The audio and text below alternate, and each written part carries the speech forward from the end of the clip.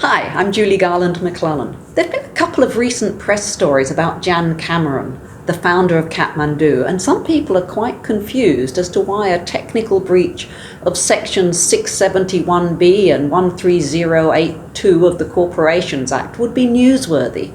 That's because the implications of this breach are not just about the breach themselves.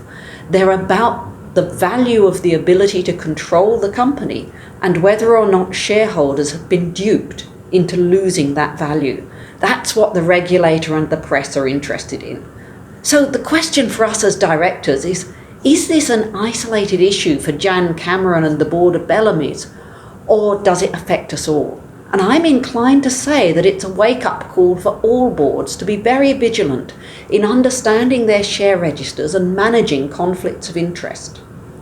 These particular provisions of the Corporations Act apply equally to listed and unlisted corporations, so it's not just the big boys who are required to comply.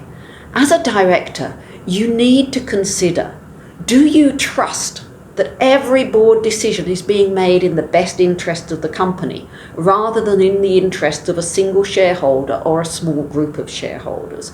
And have you taken really diligent steps to ensure your trust is well-founded? Have those steps been documented? Could you prove them if a regulator came looking? Do you have clear policies around disclosure and management of conflicts of interest that would protect other directors in the event of a breach by one individual?